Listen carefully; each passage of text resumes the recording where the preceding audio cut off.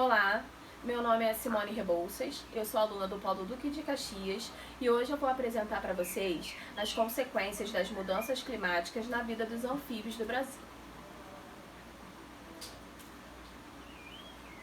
Nós já estamos habituados com o conceito de aquecimento global, que consiste no aumento das temperaturas devido à concentração de gases na atmosfera, como dióxido de carbono e metano, que afeta a temperatura, o clima, fatores bióticos como o desenvolvimento de animais ectotérmicos.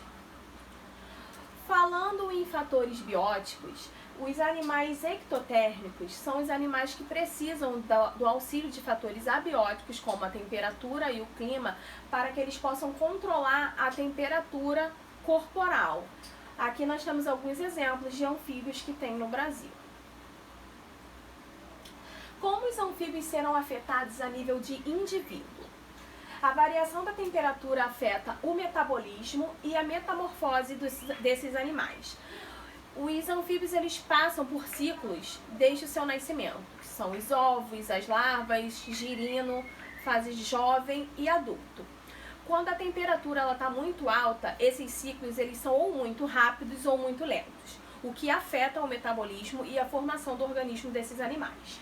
Afeta o sistema de hidratação e o sistema respiratório, porque esses animais precisam estar em ambientes úmidos, aquíferos, e algumas espécies desses anfíbios precisam estar em contato com a água para fazer a sua respiração.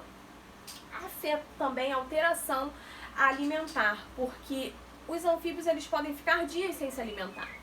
Mas com a temperatura muito alta, eles podem passar muito mais dias sem se alimentar, o que vai afetar o metabolismo desses animais. A alteração vocal e identificação entre machos e fêmeas. A vocalização é muito importante para que eles identifiquem quem é macho e quem é fêmea, para que possa ocorrer a reprodução de maneira normal. Com a temperatura muito alta, a vocalização é alterada e eles também não conseguem fazer essa identificação, o que afeta também o ciclo reprodutivo. Como afeta a nível de comunidade, população e ecossistema? A alteração climática afeta a distribuição geográfica desses animais. Quando eles não conseguem se adaptar a um determinado ambiente, eles acabam migrando para outros. O que acontece com isso? A alteração das cadeias tróficas, porque em locais que eles eram os predadores, eles podem passar a ser o alimento. Então acaba que prejudica todo um sistema de cadeia trófica e alimentar.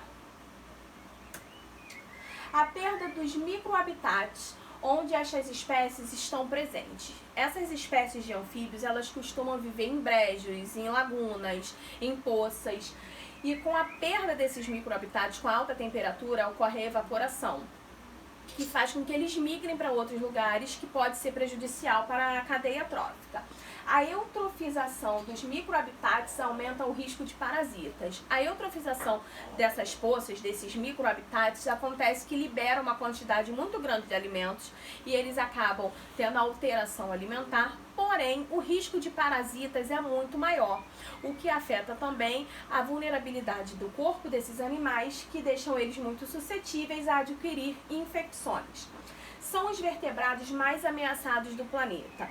Então, quando eles migram para um outro ambiente, eles ficam muito vulneráveis e muito expostos. O que acaba acontecendo é que eles têm uma diminuição em massa da quantidade de espécies nesses ambientes. Aqui nós temos o exemplo da metamorfose dos anfíbios, que passam pelo estágio de ovos, larvas, girinos já com as brânquias internas, jovem e adulto, e a vocalização, que é onde ocorre o chamamento das espécies para que haja uma reprodução adequada. E como reverter esse processo? É importante que haja redução de metano, investimentos em energia renovável, políticas públicas que tenham um olhar atento a emissão desses gases, reestruturação dos ecossistemas e evitar a queima de combustíveis fósseis. Obviamente, isso é um processo longo, mas que deve ser levado em consideração e com muito cuidado. Algumas organizações já vêm se empenhando muito para que haja uma mudança global, assim como a ONU. A gente tem o apoio das ODSs, que tem o objetivo de conscientizar todos e criar movimentos e políticas que venham a suportar e fazer a mudança no planeta de uma maneira geral.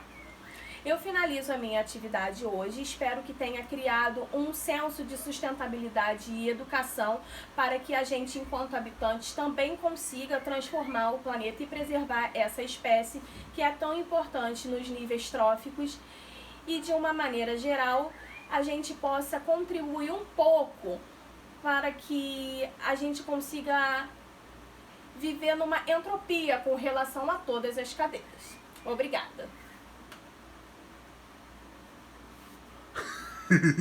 Tem